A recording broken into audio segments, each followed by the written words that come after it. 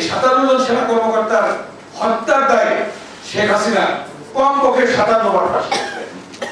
শুধু তাই নয়, আজকে শত শত নয় হাজার হাজার নেতা কর্মী রক্তের বিনিময়ে যে আজকে স্বৈরাচার ফ্যাসিস্ট খুনি হাসিনা মুক্ত বাংলাদেশ সৃষ্টি হয়েছে, গণতান্ত্রিক ধারায় দেশ বাধিত হচ্ছে, সেই সকল শহীদদের বিচার হচ্ছে এবং তাদের সেই গণহত্যার বিচার, সেই বিচারও শেখ হাসিনা সহ তার সহযোগীদের ফাঁসি হবে।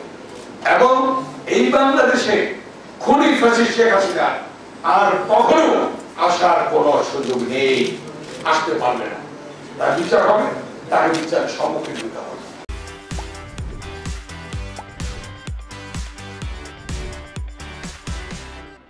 তাই আজকে আমাদের বিএনপি এবং অঙ্গ সংগঠনের সহযোগী সংগঠনের নেতৃবৃন্দকে প্রত্যেককে সজাগ থাকতে হবে, সতর্ক থাকতে হবে।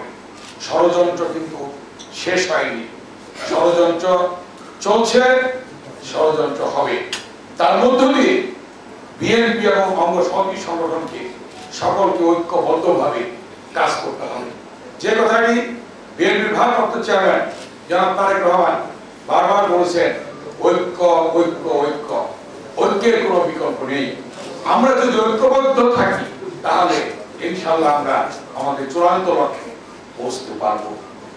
কারণ মানুষ চায় বিএনপিকে, মানুষ চায় ভালো মানুষের দল। বিএনপি বারবার ক্ষমতায় এসেছে জনগণের ভোটে, ইনশাআল্লাহ আগামী দিনে নির্বাচন হলে বিএনপি আসবে। তবে বিষয়টি এই যে একত্রিত হওয়ার মধ্যে যেটা উল্লেখ করেছেন আমাদের বিএনপির ভারপ্রাপ্ত চেয়ারম্যান জনাব তারেক রহমান, যারা 16 বছরে আন্দোলনে শহীদ ছিল যে সকল দল, তাদেরকে নিয়ে জাতীয় সরকার গঠন করবে। এবং শুধু তাই নয়, তিনি বলেছেন যে 2 বারের বেশি কেউ প্রধানমন্ত্রী হতে পারবে না।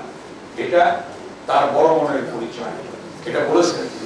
অতএব সেদিকে লক্ষ্য রেখে আমাদেরকে কাজ করতে হবে।